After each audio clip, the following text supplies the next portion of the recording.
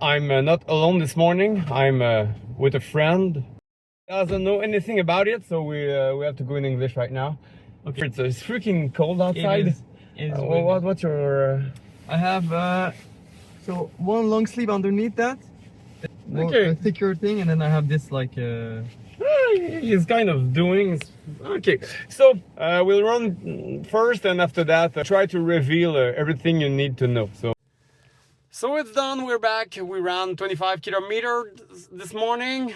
We had to accelerate after 9, 7, 5, 3, and for the last one, we ran 4:38 on average. So for me, it's just nice. It's per help to have a friend. So he cut the wind when it was a little bit harder for me. So nicely done. And welcome to my new channel. And let's open it with a fundamental idea, mandatory if you want not only to reach your short-term goals, but maybe one day go beyond what you thought was achievable for you in terms of running performance. Okay, all right. Let's dive into it.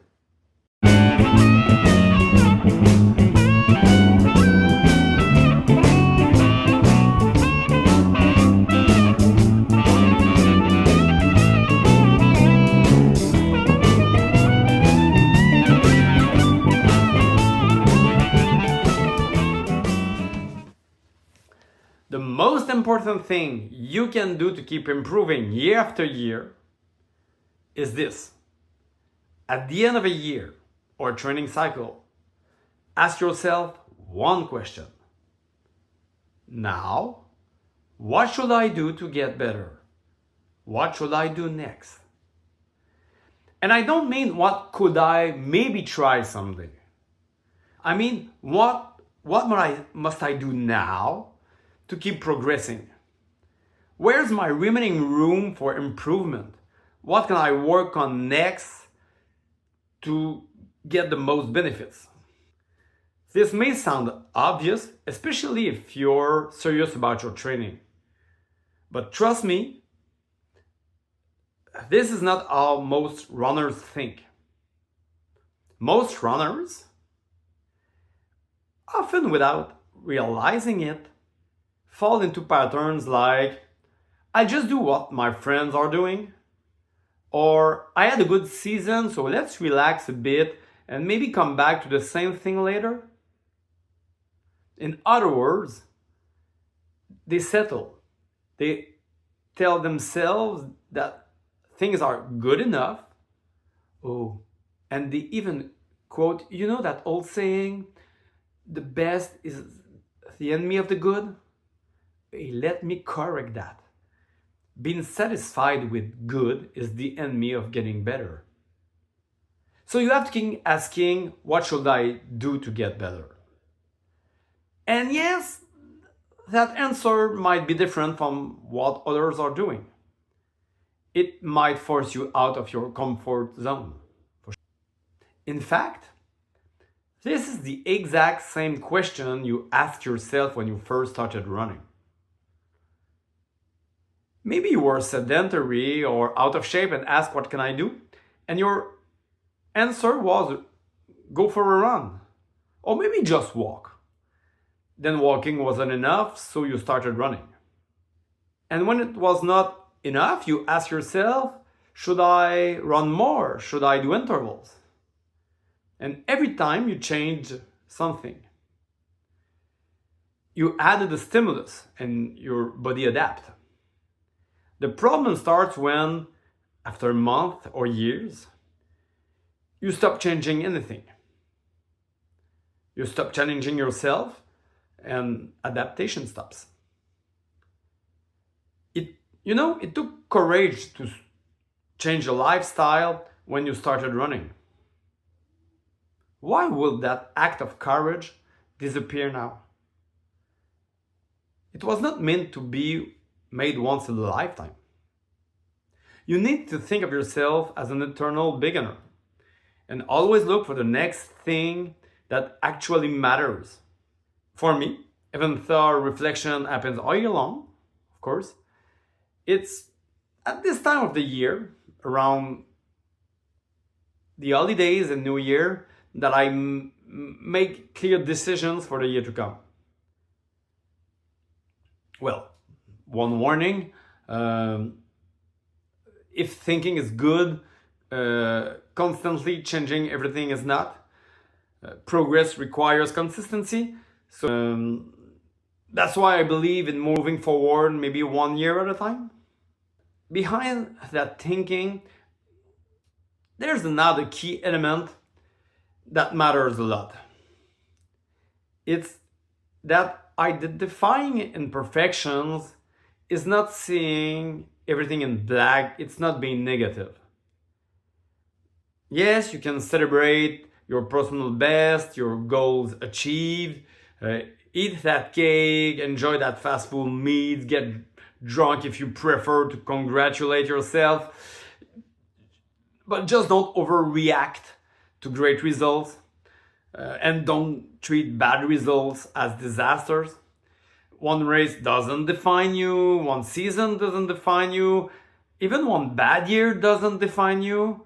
You must recognize what went well, for sure. But you also need to clearly identify what is left to improve. Where do you suck? If you don't ask, you won't know. And you won't know what to add or to change to get better. And the truth is, there's always an answer. Always. I've been running for 35 years now, and every single year I can still find areas where improvement is possible. Okay, of course, I sucked a lot when I started, it helped. But even if you already won an Olympic gold medal, I'm pretty sure you can still find something to work on. Early on, especially in your first 5 to 10 years of running, the answer will often be very simple. It will be increase your training volume.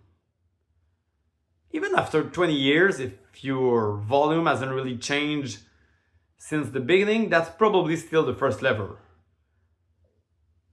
Oh yeah, and that may well clash with social norms. What's considered a lot depends entirely on who you train with. Just be a student of your own sport.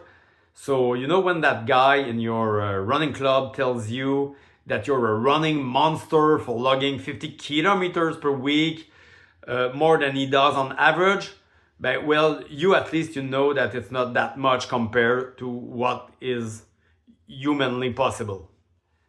Only consider, you know, that this guy is right, that your training volume are out of this world if he's an elite Japanese runner. And I hear some people right now, it's not about volume, it's all about quality. Don't fall into the false dilemma of fallacy. It's not one or the other. You can work on volume and intensity at the same time. Or maybe not at the exact same time. Maybe more different moments in the same year. Because you know, all of that takes years to get right. The principle I want you to remember from this video is this. You must always be searching. And if you're lacking inspiration, and we'll wrap up with this, here's a non-exhaustive list of areas where you might be able to improve. First, training volume, we said it. Either increasing it or maybe managing it better with more consistency. Then you might also work on intensity.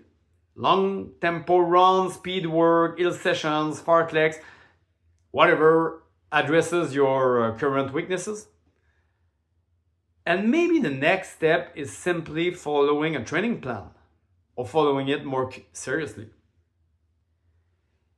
It could also mean giving yourself more time to prepare for a goal. For example, moving from 15 to 20 weeks of specific marathon training. You might benefit from adopting a more structured annual approach with proper periodization, macrocycle, mesocycle, microcycles. Another big one is your race calendar. I like this one. Choosing races that actually serve a purpose toward your main goals. Not just because they're convenient, fun, or because your friend will be there. And by the way, I know that my advice may not sound like much fun to you, but you run, so you're a runner. You're not a player. You don't play running. If you want to try something funny, fun, just go to that little pickleball league near you.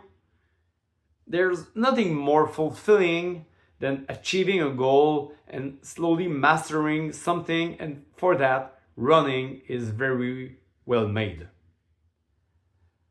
Also, on the list, do a cross-country or track season and learn to run, or should I say suffer in a pack.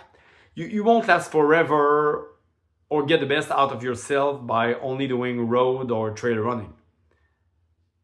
You could also educate yourself more. Read about training theory, follow what's happening in the sport, watch races, listen to podcasts, follow specialized channels. And your environment matters too.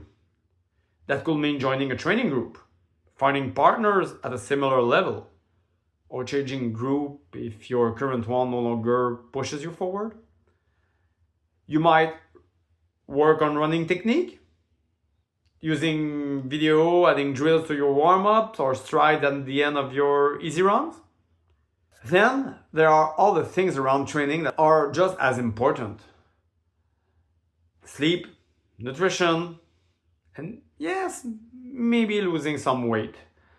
Strength training, core work, injury prevention routines, mobility, stretching, yoga, so on.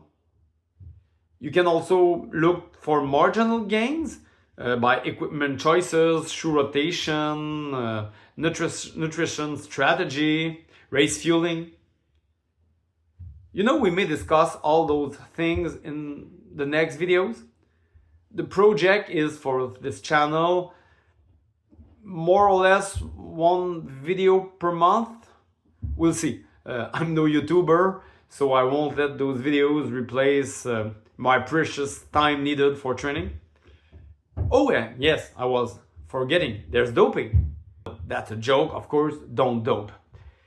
You may only consider doping when it will appear to you like the only option left for you to improve. Then you'll finally be able to say that you've truly explored everything else. And honestly, I just don't believe most of you will ever get anywhere near that point. I didn't after 35 years. At some stage, of course, you'll say, oh yes, I could do that. I just don't want or I can't. You have a job, a family, other priorities. And if moving to a high altitude and training full time isn't realistic for you, I get it, and I really do. It's not that the Kipchoge monk lifestyle doesn't appeal you. It's just that it may represent the limit to what you're willing to do considering your potential.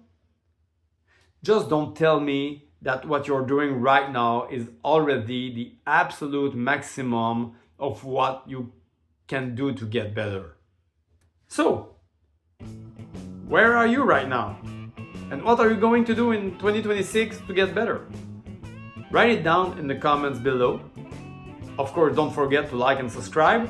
I hope to one day make enough money with that channel to, I don't know, maybe buy a pair of shoes or at least a gel for my next long run. Thanks for watching and have a great running day.